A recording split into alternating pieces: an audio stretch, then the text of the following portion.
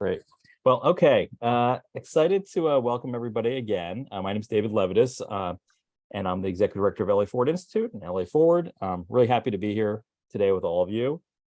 So the topic today is learning from Vienna's social housing system. And a bunch of us, I think probably, I don't know, 60, 70 people in LA County and other parts of California, were really fortunate enough to go to Vienna, Austria, in the end of May to study their social housing system. And, there was a delegation that went, I think the second to last week of May, that had, I don't know, 50 people on it, and that included some elected officials and whatnot. And then there was a smaller group that included everybody you see on your screen that went the next week, the last week of May, first week of August. And we come from very different backgrounds, different professions, maybe different parts of the county, but wanted to kind of just have an opportunity to share what our experiences were like with the program in general, the week we spent there, what we learned about social housing while there, what we see as lessons. So what the format of this today is going to be, I will give everybody, all the panelists, an opportunity to introduce themselves. I'll have a bunch of questions to ask. And then toward the end, we will, last 15 minutes or so, open it up for questions. So that's the plan. This is, of course, being recorded, so we can share it later. So if you don't want your image to be on screen, feel free to go off camera. And and then I'll just quickly, background on LA Forward.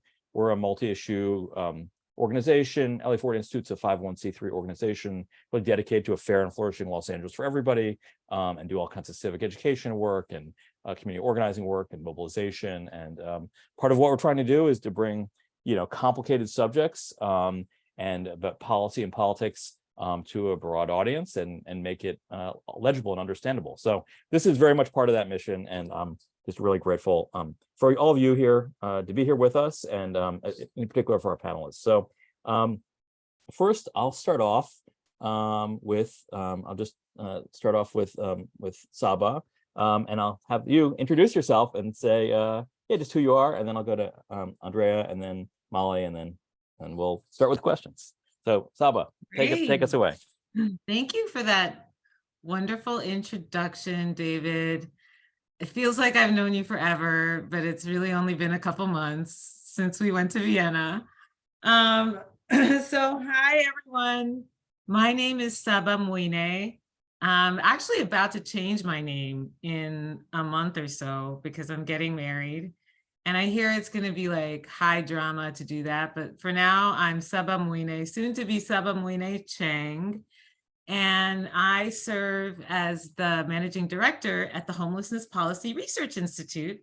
Much like what David said about LA Forward, we want to bring together conversations, and we do bring together conversations, particularly at the intersection of research, policy, practice, and lived experiences of homelessness. And so it's really a treasure and an honor to get to be in community with you all. And I feel like expanding the community that I'm in, even by sharing about it, my work community. But on the call, I'm happy to be joined with two amazing and three amazing colleagues that I know in this work. And I come to this work in many ways. I think first as an African woman immigrant who has grew up in lots of countries, Uganda, Egypt, and the US, and have seen housing as, a barrier of discrimination comparable to colonialism in my lived experiences. And I came into the work of housing through fair housing. I answered this really mysterious ad being like, come and do this job. I was an actor at the time, pregnant, new to LA, and posed as someone interested in housing and collected data like secretly. And then that data was matched with a similar white couple. And then they compare, the analysis is in the comparison. And that's how we measure access to our to housing in our nation through this matched pair testing. So was doing that for a while. This is long. I should have had it. I needed a timed agenda. But anyway, then I got to work in at the Corporation for Supportive Housing, just really being touched by the growth of our community members experiencing homelessness, and really wanted to focus on that work, and have been doing it at really trying to wave the flag about racism and white supremacy as the largest unexamined fuel and engine of homelessness in the United States. Okay, that's what I'll stop there. Thank you. Wonderful. Dr. Andrea Garcia. Oh my gosh. Just call me Andrea, please. Okay. I don't know. Hard to follow Saba. Hi, everyone. Thanks for joining us on your evening. We really appreciate your presence, and we're happy and excited to share our experience. I'm Andrea Garcia. I'm a citizen of the Mandan, Hidatsa, and Arikara Nation on my maternal side. I'm Mexican on my paternal side. I go by she, her pronouns, and it's important that I introduce myself in that way because my identity is very central to the actual work that I do. So I have the privilege of serving as a physician at the American Indian Counseling Center, which is a directly operated clinic by the LA County Department of Mental Health. I guess I'm wearing the hat as a Durfee Foundation Stanton Fellow. So I had the opportunity to dig deeply into a question over a period of 2 years. And that question for me is how Indigenous communities and local governments can work better together to specifically as it relates to homelessness. And so I came into the Vienna trip partly as a result of our Stanton network. I'd heard that one of the fellows or former fellows was hosting cohorts of people and bringing them to Vienna. And the first conversation that I had with Helmi, who put this trip together, I remember her very distinctly saying, like, well, you know, it might not really focus on equity, but there might be something there. And so we'll talk about that experience and why that's important. But I still thought it was important to go because I have yet to see a model where a majority of the population is being housed and, you know, not struggling from paycheck to paycheck. This issue is also personal, and you know, we have family members and friends who struggle with staying housed, and, you know, any catastrophe that could happen could lead to them being on the street. So come to this work from a lot of lenses, but I'll stop there and pass it on to Molly. Hi, everybody. I'm Molly Rysman. My pronouns are she, her. I am so honored to be part of this panel tonight. David, thank you for the invitation. It's really an honor to be here with, you know, two of my close colleagues and sisters who I adore. So I'm just as excited as everybody to hear the conversation tonight, because it's an amazing group of people who are here. So really excited and honored to be part of this. I am 3 days into a new job. So I work for the Los Angeles County Department of Health Services for the Housing for Health Division, which is a unit of DHS that focuses on homelessness, specifically for people with significant barriers, whether that be physical health, mental health, or substance use disorders that prevent them from staying housed. And it's a fabulous group to be a part of. I'm really excited to be there. I have worked in homelessness my entire career. My first job was when I was 18 years old as a peer advocate in a homeless youth drop-in center. So this is all I've ever known how to do. I feel like this career found me. I didn't find it. It sort of picked me, and I've been doing it ever since. So I've been working on homelessness for many years now. I also had the incredible honor of being a Stanton Fellow, like Andrea. And, you know, that experience was really profound for me because I was looking at, you know, what's possible in terms of ending homelessness. And what I really came to is that this is really a housing justice issue. And that without a very strong focus on having a right to housing in this country, we are not going to end homelessness. Not that there's not amazing work happening. I've spent my whole life working in homeless programs with the most amazing people doing really incredible work. And it's really important, the work that happens in homeless programs. But ultimately, as we'll talk about in terms of what we saw in Vienna, this really is about a right to housing. And until we have that in this country, we're going to struggle with street homelessness. So it was a great honor to be on this trip and really excited to talk about it tonight. Well, thank you all so much, and yeah, grateful for all of you taking time out of your busy schedules to be talking with us and just people. So my first question, really, and I'm just gonna, my background was as a historian before I got into the actually making social change world. So I think very chronologically. So I'm curious, what intrigued you? Like, why did you want to go to Vienna? I mean, of course, a trip to Vienna, great, wonderful. But like, what drew you to want to study social housing in Vienna? And what were you expecting to learn? What were you hoping to learn from that experience? And yeah, anybody can take that question. No pressure to answer it if you don't want to, but would love to hear folks why did you want to go on this program, and what were you expecting to or hoping to learn? I mean, I would have gone anywhere that was outside of the United States, probably, just because I haven't traveled internationally in a really long time. But then when it was Vienna, I was like, great, I've never been there. Let me check that place out.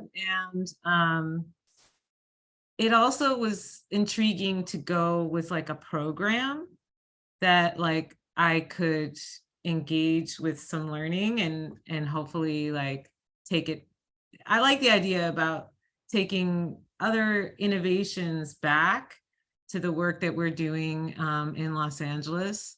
And so it sounded like a worthwhile trip. It was like an adult version of like a study abroad, not a full semester, but so it was also really fun to travel in a group with other people that are doing this work. California, everyone was, we had mostly people from Southern California and then a few from Northern California and San Diego. And so that was pretty cool because we were all more or less, seeing some amount of the same policies and maybe some of the same, administration, like coming in LA City and things like that. So those things appeal to me.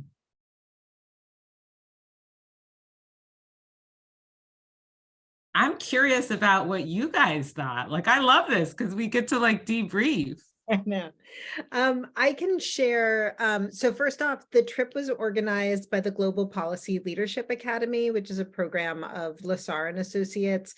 It's an amazing program. I totally recommend everybody check it out, Global Policy Leadership Academy.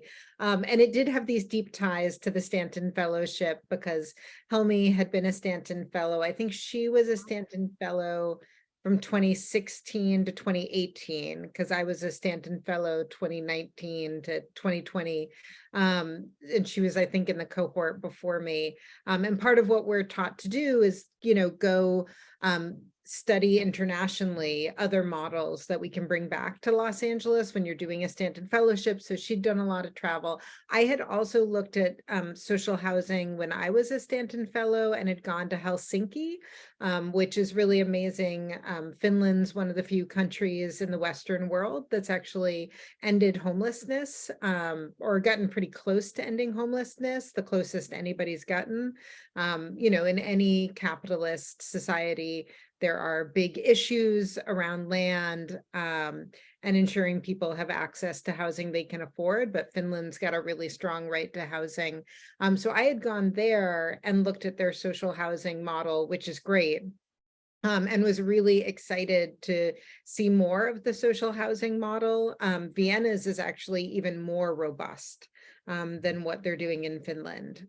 So it was really exciting to get an opportunity to study more internationally and see such a robust model. And similarly, like being part of a cohort is great. It was a really, really well-designed program. And we had an amazing cohort. I feel like we lucked out with this really incredible group of people, all there together, learning together, which will, I think, also allow us to bring these lessons to LA in a much deeper way. When I had gone to Europe before to study, I had just gone on my own. So it was really special to be part of this cohort. Oh, go ahead, please. Well, I'll go, and then you can go. I think for me, I mean, my background, I got interested in housing work 20 plus years ago, doing tenant protection, like eviction defense work in New York during college, and had written like research papers about early public housing in the 1920s and 30s, and some of its early successes and failures and later failures, and just like the course of it. And I'd written about middle income affordable housing programs. So this has been this long interest of mine. And then like I was really inspired by like the cooperative movement and the public housing movement in America, in the United States of America, and had kind of been hearing about Vienna. Like I'd seen like writings about, there'd been an article that Peter Dreyer had written in like The Nation or the American Prospect, all about social housing like a few years ago, and talked about, the American antecedents of it, but also about like Vienna, and it just kept coming up, Vienna, Vienna, Vienna. And so I knew they had this like system where 50+% of people live in social housing, and housing which is, not on the private market, which is built by limited profit entities like our kind of nonprofits or cooperatives or the government, and owned by them. And so it was like this thing that was always like, hey, even as I was working in movement spaces with ACT LA Coalition and the Measure ULA Coalition around social housing, we said, hey, no, this isn't just a pipe dream. We could do it. They did it in Vienna, but like I didn't actually know the details of how it worked in Vienna. And I'm a kind of person who wants to get kind of granular. Like I'm both interested in like the politics of how the political coalition that was assembled, and like how it made this happen and then kept it going, but also like how is it financed? Like how does it all pencil out, as they say?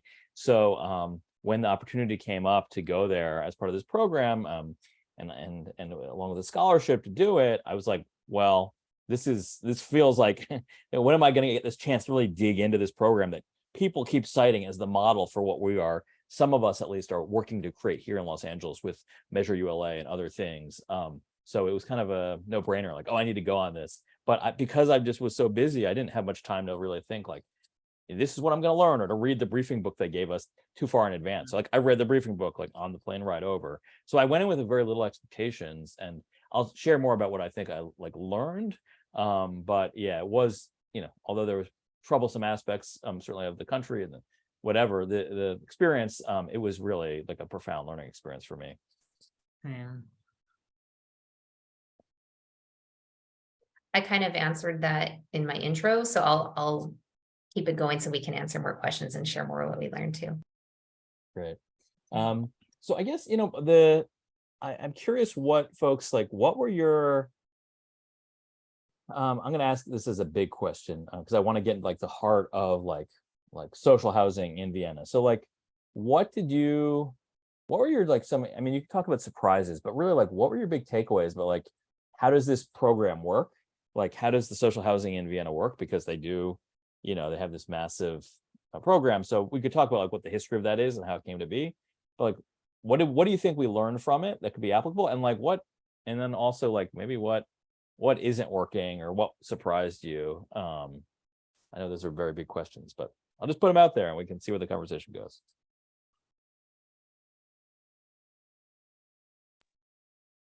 I volunteer myself for the latter pieces of the question.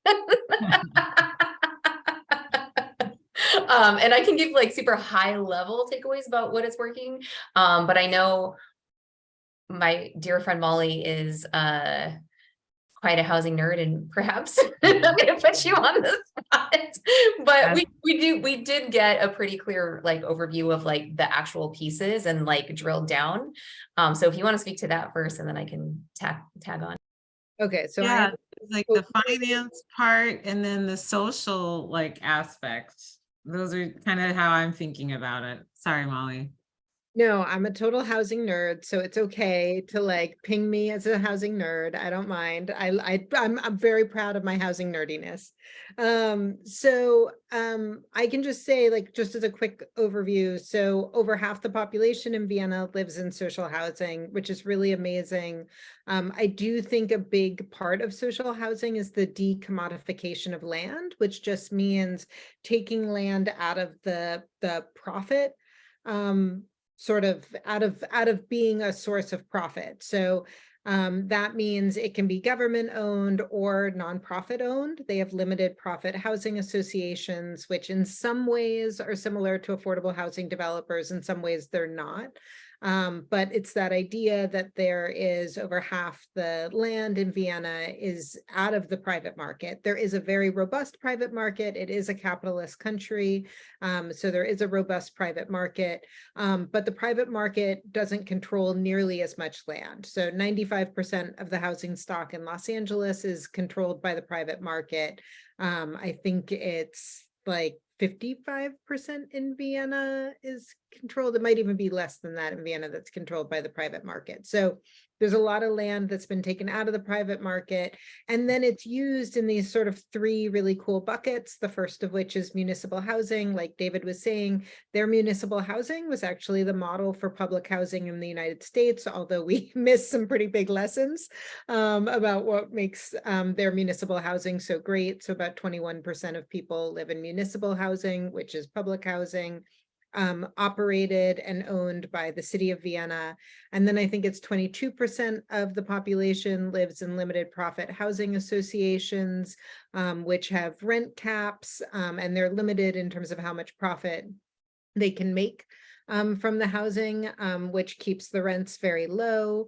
And then the third type of housing is co-ops, which were also really cool, where essentially people come together and almost like form a nonprofit, and they compete to get land given to them by the government, where they can then build their co-ops, which then not only have to be affordable, but also have to give back to the community. So that's part of what they're competing around, is all of the amazing ways they're going to give back to the community. And there's a whole lot about their housing. The last thing I'll just say is that 75% of the population in Vienna income qualifies for social housing, because their cap of how much income you can make is actually much higher in terms of who can get into social housing, because the goal is for social housing to be available to the vast majority of the population. In our country, we actually target public housing and affordable housing to people who are very low income.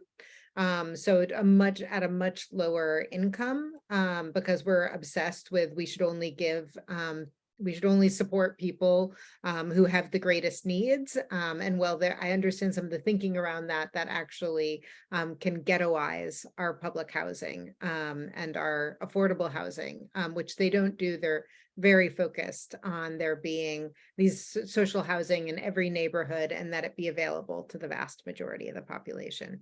So that's like some of the overview stuff. Now I'll turn it over to my colleagues around reactions, because we did get some big surprises, not always pleasant. I'll just comment real quick on what you just said, Molly, and thank you so much for laying out that nice, like, sort of systemic overview. I do think it's interesting. I mean, I was aware of like the economic theory that we need housing, and not just affordable housing. So not just housing for the lowest income in our community, but that in order to really address the homelessness crisis, we just have a shortage of overall housing. And that's sort of like what sort of the economists would say, and my colleague, Gary Painter, who is an economist. And part of me like really struggled with that in learning it, because I'm like, clearly there is such a great legacy of land and labor theft of people of color who are overwhelmingly the lowest of income, like for a reason, because of all of our policy history and how that continues to generate. But I would say Vienna is a really good example of that economic like theory, because there's buy-in from the middle class. Like the middle class is living in the social housing. I think it was like 180% AMI or something, area median income you could have and still get in that housing. So then they're like the electorate, and then but I did have questions about like what about the lowest income like immigrants and people of color, and how do they get housed? And we learned some of that, but not as much. Yeah, and I'll put my history spin on it. I think, they started building, it was after, Austria was part of Austria-Hungary, big empire. World War I happened, the empire broke up. It was this tiny country of Austria. Basically, the Social Democrats, the socialists, not the communists, but the socialists took over in 1919 in Vienna, and basically have been in power more or less ever since, from like not ever since 1919, like 34, when fascism began, first Austrian fascism and then the Nazi fascism, and then but after World War II, 1945, basically the Social Democrats, like the mainstream left party, has been in control, and they started building social municipal housing in the 1920s. It was a tax on the luxury goods, and it was housing for the working class. And then after World War II, they a lot of housing had been destroyed during the war, and so this tremendous building program. But again, municipal housing, and I think it was really it's interesting contrast to the United States, where we started out building public housing for working class people, and then it kind of switched to be we're only going to house the poorest of the poor. There it became kind of like our Social Security or Medicare, which is it's like a almost quasi universal program. In fact, now their program, their social housing, they spend almost $500 million a year in Vienna alone on social housing, most of which doesn't go to tenant subsidies. It goes to building, and it either directly finances new municipal housing, or it helps subsidize kind of the nonprofit based housing. But it's a small payroll tax, 0.5% of the employers and 0.5% of the employee salary that goes to pay for it. But they had been building a lot of municipal housing, and then they shifted in the 70s, 80s to mostly okay, that's expensive. Instead of doing that, we're going to fund nonprofits or limited profits to develop housing. And we only need a third as much subsidy to do it. And so, and then recently they've started building municipal housing again. But I think one key thing is unlike in a lot of countries, unlike cities like Berlin, a lot of even European countries, even parts of the US, where the public housing stock, the social housing stock was sold off during the 90s and 2000s, and that didn't happen in Vienna. And so it's interesting, right? The public housing in the US is became a place to warehouse the poor, but also it never, our major subsidy system was and we had many of them, for housing, we spent so much money on the mortgage interest deduction. We subsidized home ownership in a massive way, and public housing was kind of a small program just for the poor. Whereas for them, their social housing program was it was their Social Security or Medicare, and just totally mainstream. And they managed to hold on to it. And so it was also, so but yet I think, and we can talk more to this, it's our public housing program was neglected because of how it was racialized. Their public housing program, until recently, was only for EU citizens. So, so they, in some ways, their program feels was benefited from the fact that it was in this somewhat, racially homogenous country, which had been, in particular purged of some of its diversity through the Holocaust. So I don't know, that's just some broad context, but it's the histories, they diverged and they took very different paths seemingly. So I don't know, I've talked enough. I want to get back to the racialization after my big takeaways. So for me, everything that everyone said, plus broad overview, just the value placed on housing as a right. So that's a fundamental value shift compared to what we have over here. And the government acted accordingly with implementing certain laws and zoning criteria. And so I think we can drill down on those and get nerdy about that. But just to know that like there's a number of different things within the government structure that's in place to support that value system. So I think that was like number one. Number two is fundamentally different. Housing is not used to build wealth as it is here. And so it was really compelling when we got to speak to residents and we were just asking about the impact, like, you know, what does it mean? Like, why don't you own? I think somebody asked that straight out and somebody was like, well, why would I want to be tied to a mortgage or a certain place? Like when I can do all of these things, like they don't have to worry about some catastrophe happening because they're going to be saved by the system, or they could take chance. Like the one thing that I heard too is this father of two. His little girl was asking about his job. He was feeling kind of burnt out or something. And he's like, I need a career change. But he said he wouldn't have been able to do that career change unless he had this like reduced rent, like social housing that his family lived in. Like that was the thing that helped him like change career paths or potentially life paths. Another tenant said something to the effect of like, she is a US citizen and is now living over there. I never really considered having children because of, you know, just all of the economic burdens. But now that I'm living here, it might be something that I could be open to. So people were really making like these huge life decisions because they were able to live in a way that's not paycheck to paycheck and not thinking about like, I need to own this thing so I can build wealth. Like that wasn't part of the ethos at all. So that was like a huge takeaway for me.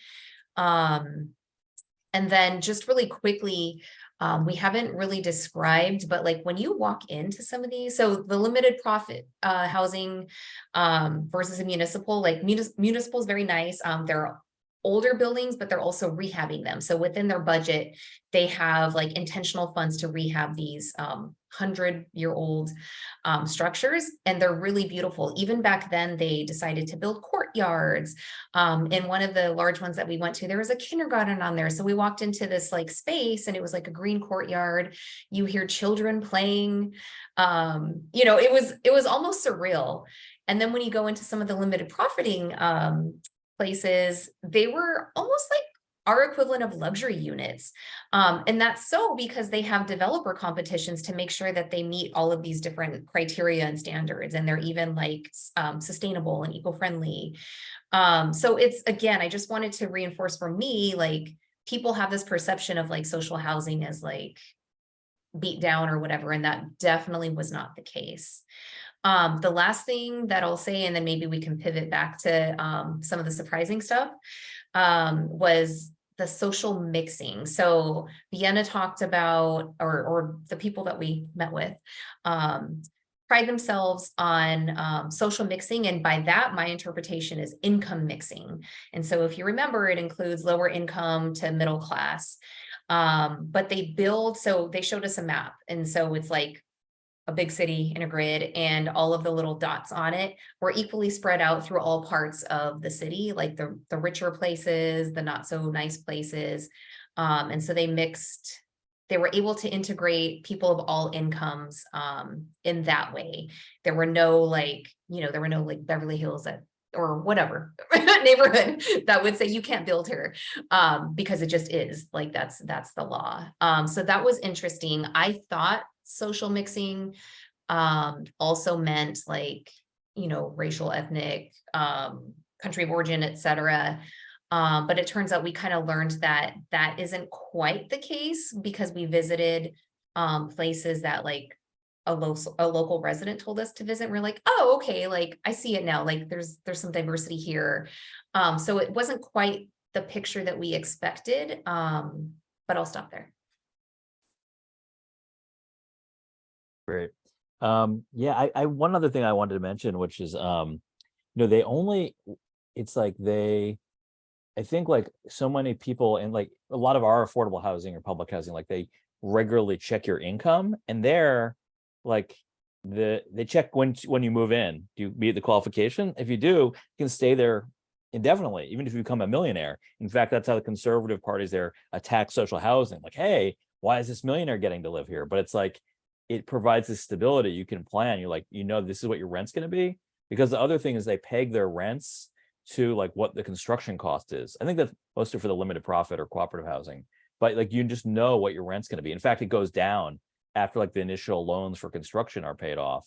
And you can also, it almost like there's this level of security that I was shocked by. It's like there's all these people who like these tenants who said, oh, I don't need to own, I don't want to be tied down, but like they also can actually literally, their kids can inherit, if they have kids, they can inherit the unit that they rent, right? Like it's not, they don't own it, but they like the right to that housing is so strong that like it can be passed down. And you know, that really surprised me. Could Whether, oh, go ahead. Yeah, please. interrupt you? I just wanted to jump in on that point because I just wanted people to understand how profound that is. So one, I mean, I think the permanency that people feel as renters is very different than in the US. So very few people are evicted in Vienna. You really have to do pretty egregious stuff to be evicted from housing, like not pay your rent for like a year, like very egregious to be evicted. There is a deep sense of permanency in municipal and municipal and limited profit housing associations. You have an open-ended lease. It's not a one-year lease. Your lease is forever. And as long as you follow the terms of the lease, you can stay there forever. And like David said, you can pass it on to your children. So you really have a piece of the city that is yours and that is your family's, which is a very different predicament than renting in the United States. But I wanted to talk about the income recertification issue because it's really huge. I think some people are like, well, that's crazy. You should be checking people's incomes. I do a lot of work with people with lived experience of homelessness. I'm very lucky to be able to gain their wisdom about what works and doesn't work in terms of the way we address homelessness in this country. And in this country, you have to do what's called an income recertification every single year that you're in either public housing or affordable housing or Section 8. You have to do this income recertification. And it really traumatizes the folks who live in affordable housing and public housing and Section 8 in the United States. It's very difficult paperwork. People are really terrified of going over income because our income limits are so low. It's very easy to actually go over income and lose your housing. If you go over income, I mean, we have people who, I used to work at the LA Homeless Services Authority. We had people who wouldn't take stipends for being on advisory boards because they were afraid that they were going to lose their permanent supportive housing if their income increased because of taking a stipend. So it actually disincentivizes people from going out, getting work, you know, really being in a place because they're afraid of losing their affordable housing. And I think people do lose their housing because of going over income, but even more than that, the fear of it really makes people feel unstable. Like they don't have a piece of the city and they don't have a right to be there because at any point somebody could look at their paperwork and be like, sorry, you got to go.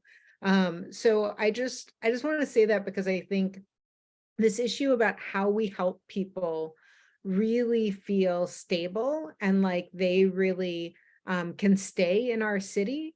We need to do something really differently.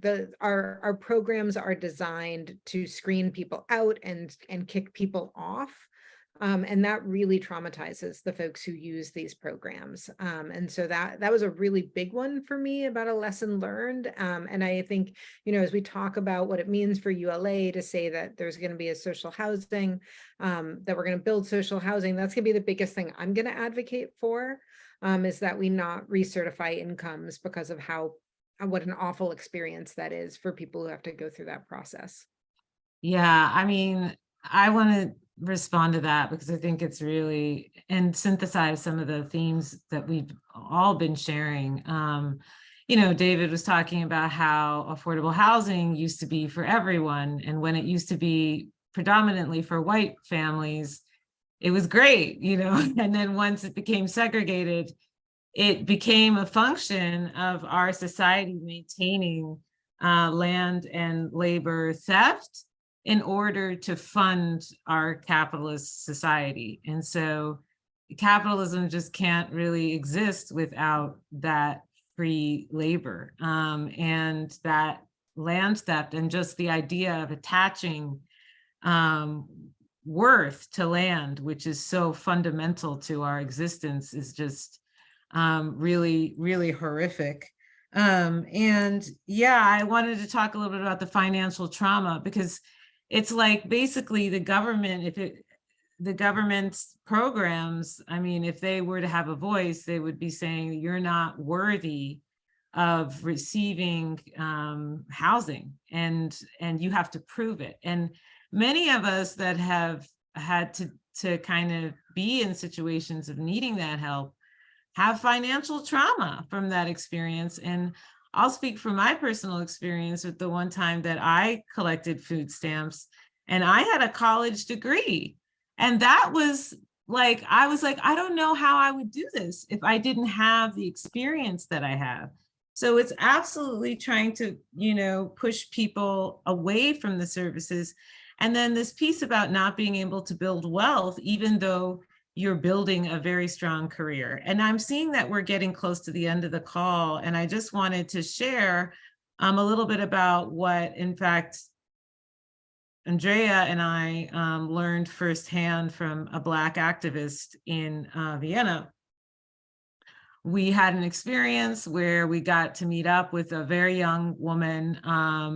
I'll get her name in a minute. And she was at the forefront of the Black Lives Vienna, or Black Lives Austria organization. And, you know, I think one of our questions were like, okay, so how is, you know, how does anti-Blackness, how does othering of people show up in this system, which is really great. It sounds great. I'm not saying it isn't, because I think it is. And she shared with us some things that you know, she couldn't get, even though she is Viennese, she couldn't get access to that housing because her name sounds like African, because it is African. And, you know, that was a huge red flag. And unfortunately, they don't collect race data in Vienna or probably Austria broadly. And so we couldn't get, you know, they're not even capturing that piece. And so that was very much like the United States. And I was, you know, really interested in understanding it in more depth. But I wanted to at least mention that. And I wonder, Andrea, what your reflection is on that, because we've been skirting around the I mean, we've been saying, but. Yeah, I mean, for sure, the lack of collection of that type of data, I think, is very telling. I think the interpersonal experience that we experienced at dinner was extremely telling. I think even in just learning about the history and how that was kind of glossed over is also very telling. So in that way, I feel as if LA is ahead a little bit. In that we're at least naming these things, right? Naming them, doing our best to act on them, you know, doing as much research as we can. So that's that. We did have early sort of like spidey senses about, because we kept asking questions like, well, who is the US, or who is an EU citizen, or who gets to be a citizen? How long does it take? Like just asking, you know, just the basic questions. And we weren't really quite getting the answers. And then as we visited the places that NUMMI told us to visit, we're like, oh, okay, like it's not quite a utopia, but I get it. There's undertones here that we suspected and were confirmed. So that was, you know, that's a reality. And for me, like, I mean, I'm gonna say like, it wasn't like there was this thing that happened and, you know, sort of the floodgates opened and really like it was an emotional experience that I'll just say like straightforward that we experienced on that trip. But what I learned and what I took away is that when we translate this to Los Angeles, there is no way that we cannot center racial equity in this conversation. There you had a utopia for most people, but not all. And if they're not even at the place of naming it and collecting data, then those same people are going to fall through the cracks. Again, we're ahead because we're at least naming it and collecting the data, but this work can't move forward without centering that racial equity piece. And that was my big takeaway. And I'll be honest, like sometimes it's hard having these same conversations again and again and again. And you feel like you're like, am I being a pain in the butt? Like, am I asking the wrong questions? Like, what is it? Like, why has this taken so long? But no, like really that experience confirmed that we are on the right path and that this needs to be center all of the time.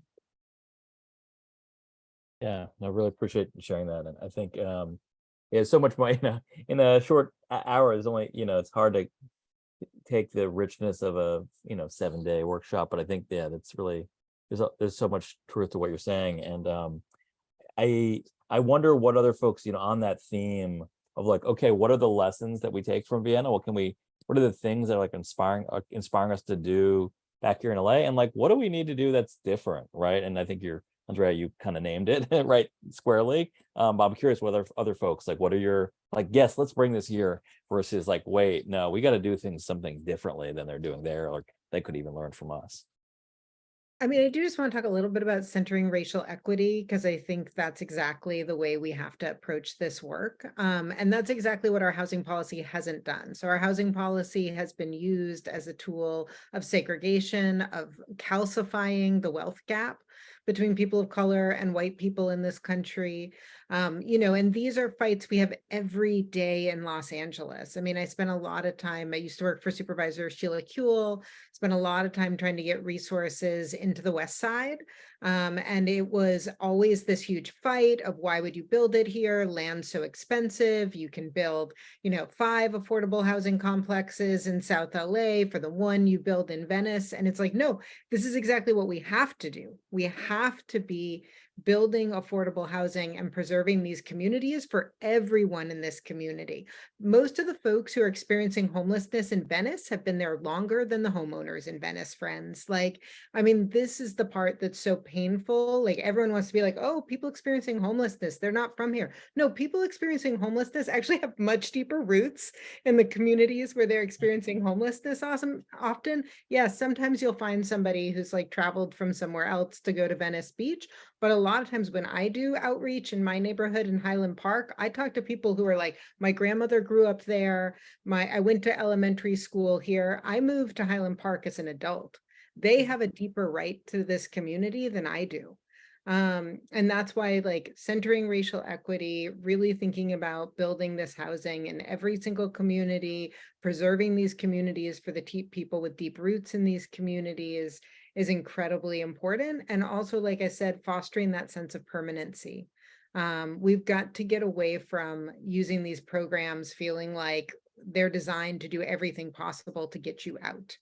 I do think there's big questions. There are huge questions in Vienna about folks who are migrants. And I think those are ongoing questions here in Los Angeles. Thankfully, LA County does provide some housing resources for people who are undocumented, but of course our federal government does not.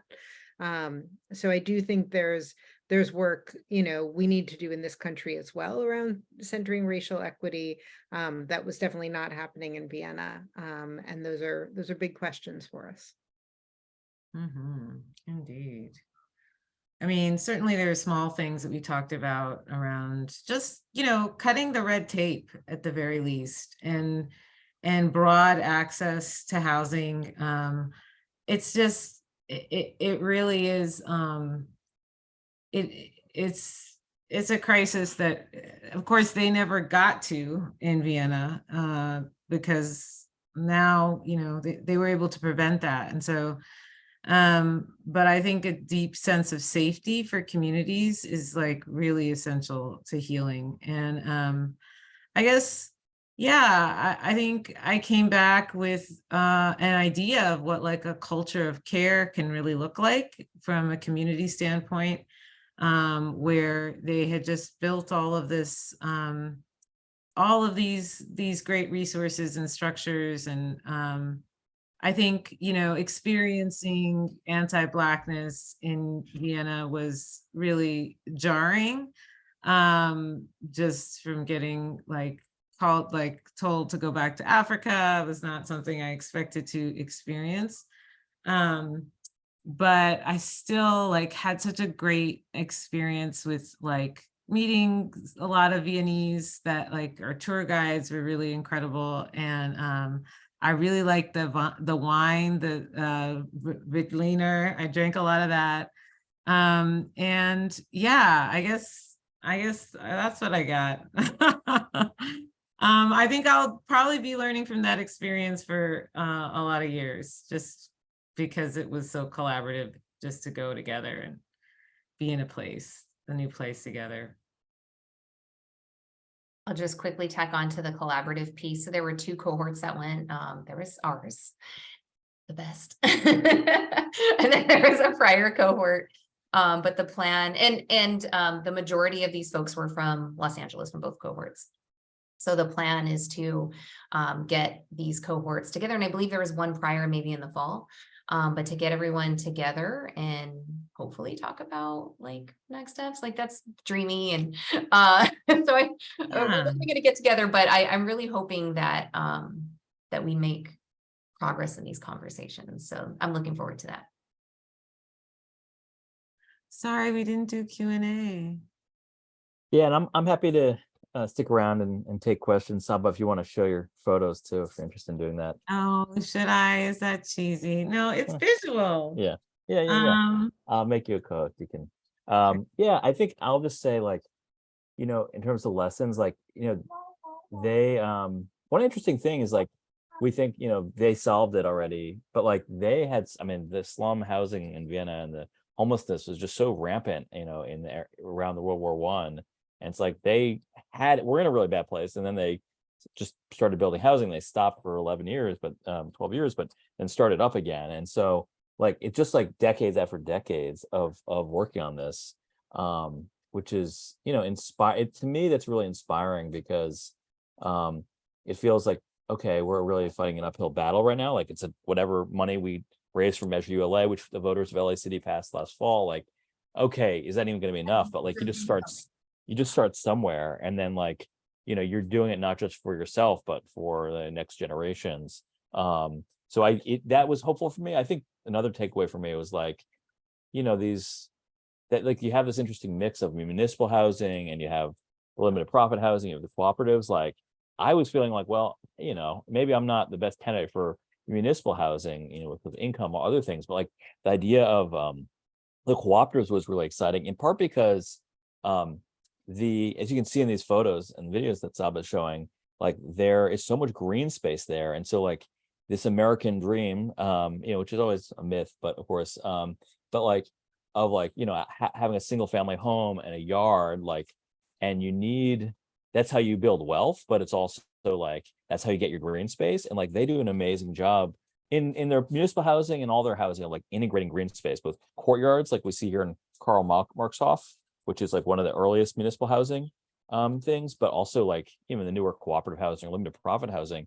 And so, as the father of a 2-year-old, one of the things that was really profound to me was the idea that your kids are playing in the courtyard. You can a courtyard like the one on the screen right here, and people they're being watched communally. And so in order to have that green space and that kid space, you don't have to have your own house that you own. You can it's shared communally, and it's actually such a better allocation of space, and makes for such a a beautiful, walkable, bikeable city. And so that aspect of the urban planning, combined with just so much about the social housing, it just gave me really a sense of possibility, and then made me want to be hey, let's form a cooperative with a bunch of people and do a building together, rather than being isolated in a single family home or isolated in a landlord owned private building. So I found it very inspiring. It's can be hard to kind of maintain that as much, you're back here in the reality of LA. But anyway, I found it a very inspiring kind of thing. Are there I want to make room for questions, although I know we're over time. Anything from Andrea, Saba, or Amali? Anything else you want to add before we maybe close out this part of the agenda and turn it over to questions? think the photos say it all.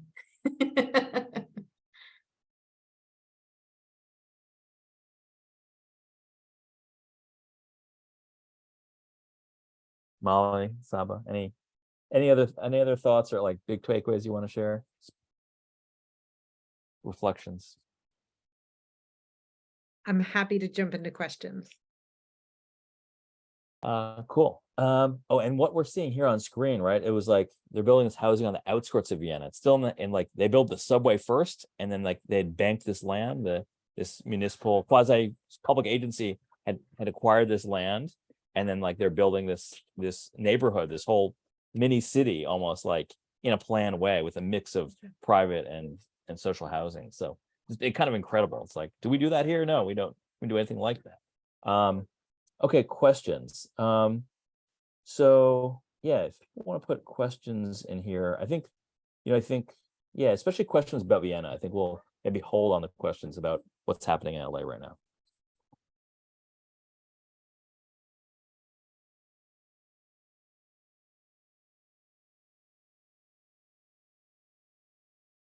David, we've got a hand up. I know you guys said put it in the chat, but we just thought this might be faster.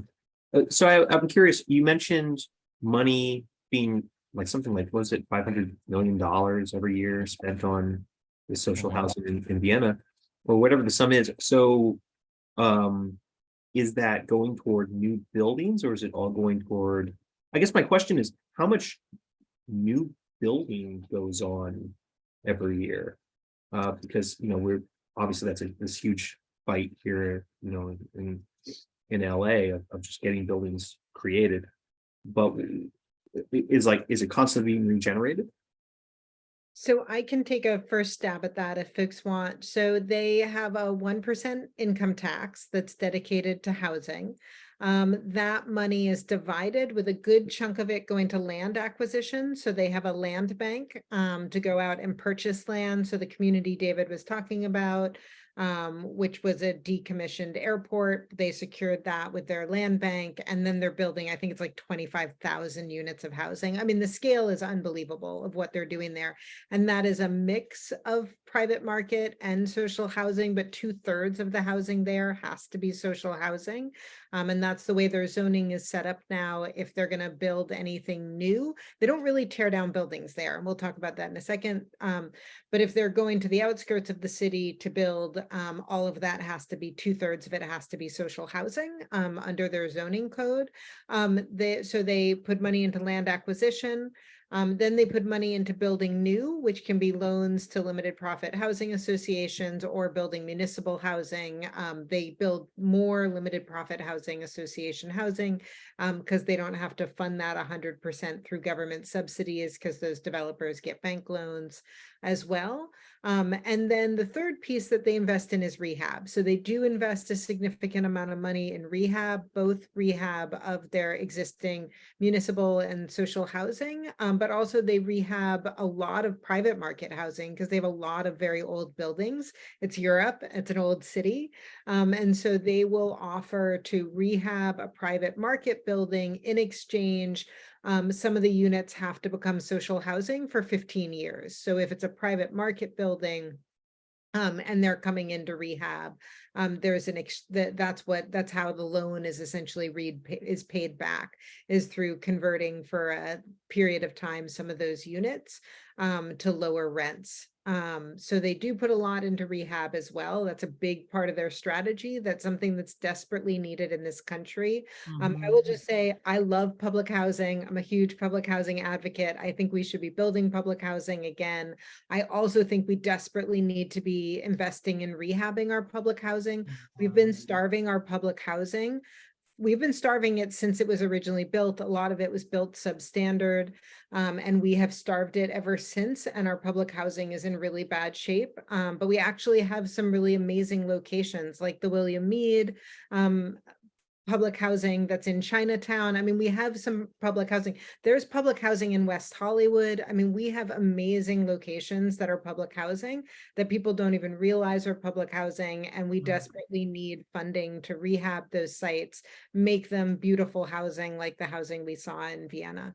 So that's a big thing that's needed in this country as well. That's also part of the reasons one of our affordable housing developers, Skid Row Housing Trust, is failing right now, and has gone into receivership, is because we didn't reinvest in buildings that were built 40 years ago that desperately needed to be reinvested in. So that needs to be part of our strategy here. Yeah, and the ones in Vienna are even older. They're like 100 years old, and they're planning way in advance. They're doing city planning, you know, thinking that 100 years in the future, because they have, like what Andrea had said about like the value. They've had this value around having these properties, and so they're planning for it, and they've had them for 100 years, and they've cared for them. And I think that's been a big part of their strategy. And they're constantly attuned to the need for new housing. But just to answer the question, roughly 10% of Vienna's current total housing stock was constructed in the past 10 years.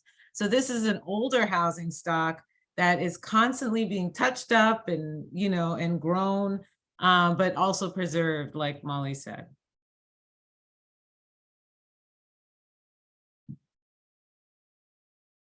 Any other questions? I know we're over time. It went by really fast. I guess we should have done an hour and a half, but now it's all dark out. Yeah, it's my fault. Should have scheduled more time. I don't know. We're really I gonna don't stick around, know. but It's our first time doing this. yeah. Well, yeah, there's a lot to process. Yeah. Other questions from folks? Can I go again? Yeah, well, Sure. let's see if there's anyone else where Andrew goes again. If not, yeah, you're up, Andrew. Sure. So can you speak a little bit to, if we were to do this here, you know, in Southern California, how would it look different? What do you think might be, are there examples you would point to that are starting points that are already here?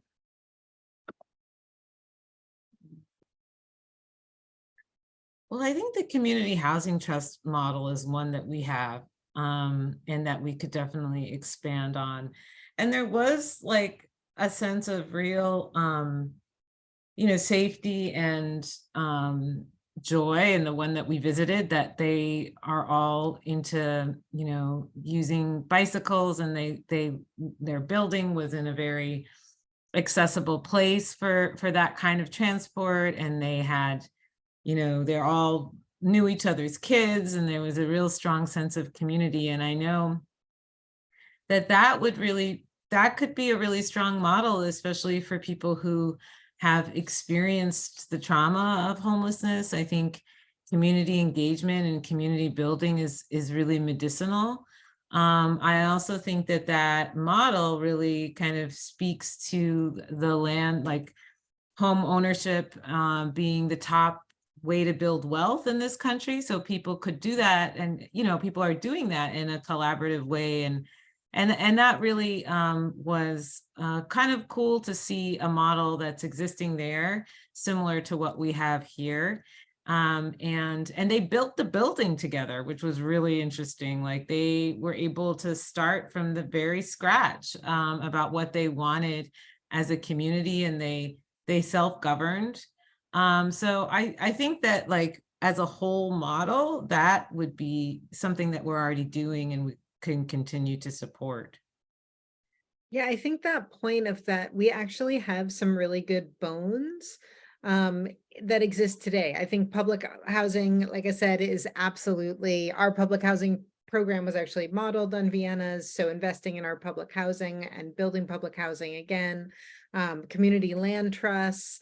We have some really great models here that we can build off of already. I do think what it showed us is that there really needs to be a different approach to affordable housing development. I worked for an affordable housing developer for a while. It's a great model. I'm so grateful for the incredible nonprofits that are doing affordable housing development. They do not have for-profit affordable housing developers, so that's one thing to point out. We do have for-profit affordable housing in this country, which We probably need to get away from that, there probably does need to be limits in terms of profits that people can make when they're getting public subsidies. I think the other big thing is we need to get away from, we have covenants, which means that our affordable housing is only affordable for a temporary amount of time. We need to end that. When we're putting public subsidy in a building, it really needs to be affordable in perpetuity. That Usually land like needs to be, 15 years. yeah, that land needs to be decommodified for good. If public money is going into helping build and purchase the land, then it should be decommodified forever. And I think that's a huge shift we're going to have to make in this country. The low-income housing tax credit model is designed around these covenants, and that's been a big issue. We've had a lot of for-profit developers with covenants that have expired, and then tenants who get displaced, and it's incredibly painful and traumatic and awful for the people who are displaced from these buildings, and that needs to stop. I mean, I would like to never ever fund a building with covenants again because of how bad that model is. We need to get away from that. Andrea, any thoughts for you, Andrea, from you, and just that question, or what you're inspired to if there's anything in particular, like your things you're inspired to bring back, or things you're inspired to do differently, like either whether it's the direct thing that's from Vienna, or like, hey, a realization or re-realization, like this is where I want to start working on, or this is how I might want to approach housing here in Los Angeles County. Yeah, I mean, politically, I don't know if it's possible, but I found it really compelling that I think as recent as 2018, that's when they changed their zoning law for the commercial spaces for designating 2/3 as social housing. So, I mean, if they can do it as late as, again, their whole value system's different, but that was really compelling to me. And I'm really curious how our electeds would feel about changing those types of laws. Great point. Other hands, I saw a hand, Elaine. I was just going to follow up on something said. Another issue with my understanding of our affordable housing financing now is that we end up getting 100% affordable housing buildings. And so we're continuing to segregate our community between the rich and the poor. And so I was working on a project, and we were trying to integrate the affordable units in the market rate units. And it kept coming back to us that sounds nice, but we can't get funding that way.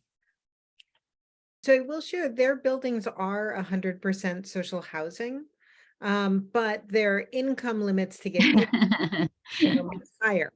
And I really think that's something for us to look at. I do think it's a worthy model to invest. Part of it is that we do this really weird thing that they don't do, where we tie rents to incomes. So you hear this all the time. We build a lot of what's called like 50% area median income units or 30% area median income units. And then the rent is 30% of 30% of the area median income, or 30% of 50% of area median income. They don't do that. All of their rents are capped. It's capped by the number of square meters. So the equivalent would be square feet. And then if somebody can't afford that, they're eligible for a housing benefit that will help them make that rent even more affordable for them if they can't afford. I mean, these are very affordable rents. 600 euros is like the average rent. So these are very affordable compared to our rents in the United States, but then they'll even subsidize more if somebody needs that. And so I really like that model of targeting people with a much higher income limit, but then subsidizing the rent if people need that extra subsidy. And then you don't have to worry about funding purely private market or market rate units. We do with a lot of 80-20 deals in California, which are 20% affordable, 80% private market. But that's a big difference than what they're doing. And then the 2/3 really ends up being in neighborhoods. They're looking at a neighborhood wide that 1/3 of the units be private market, 2/3 social housing. Thank you.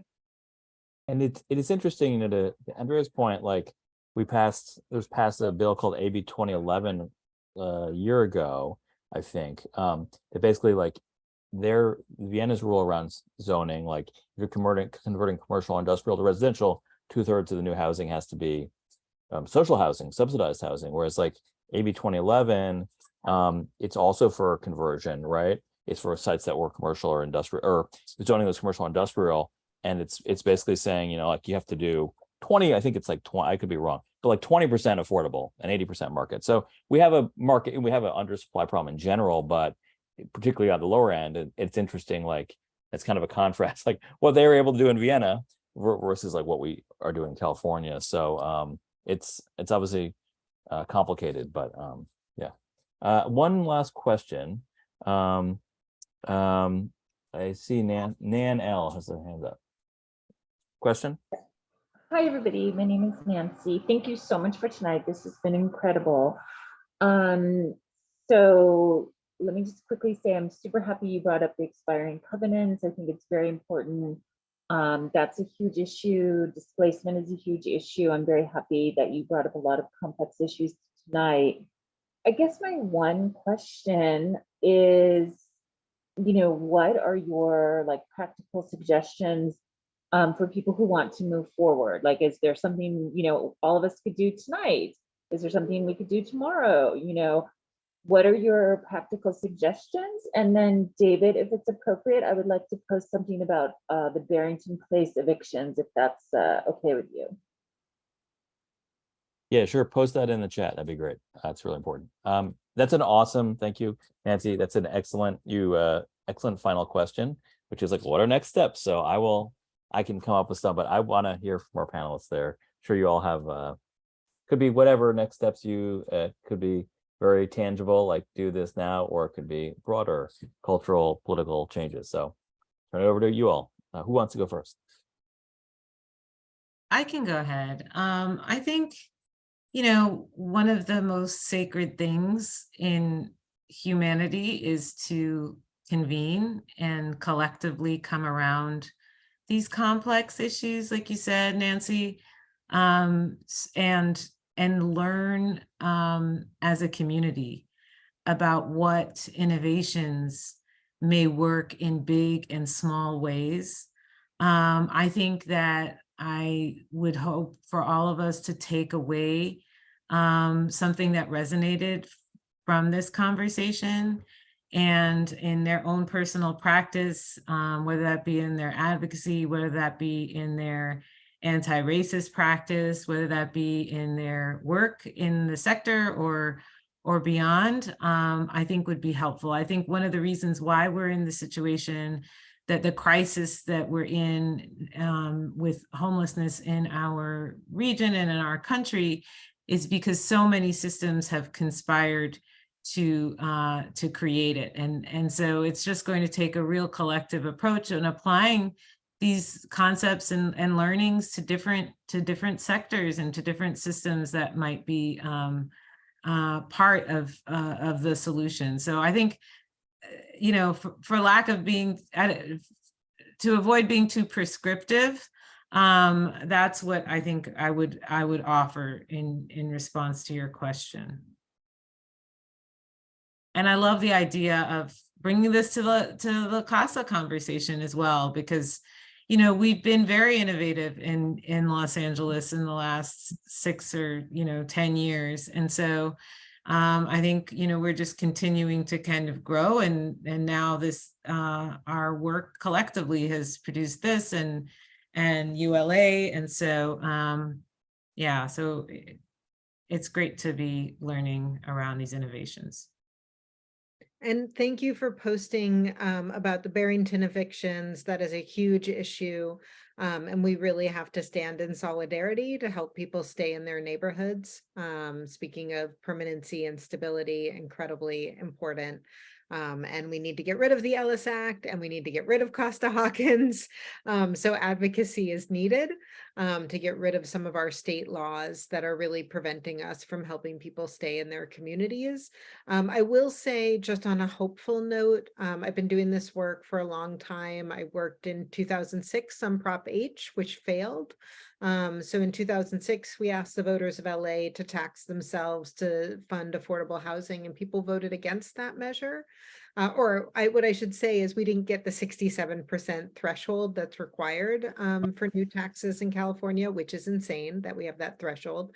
That's a Prop 13 legacy that also needs to be changed. I've really seen that shift over time. With the passage of Prop HHH and then with the passage of ULA. And we used to fund very, very little affordable housing. We're funding more now because of Prop HHH and ULA. But we need folks to say and to get involved with LAHSA, with ULA, and let elected officials know that you really want to see social housing and that social housing is different. It's affordable in perpetuity. It really needs to be available to a broader swath of people. There's just a lot that, now it's time to innovate even further. And it's this very hopeful moment in LA because of ULA and LAHSA, which are really exciting opportunities.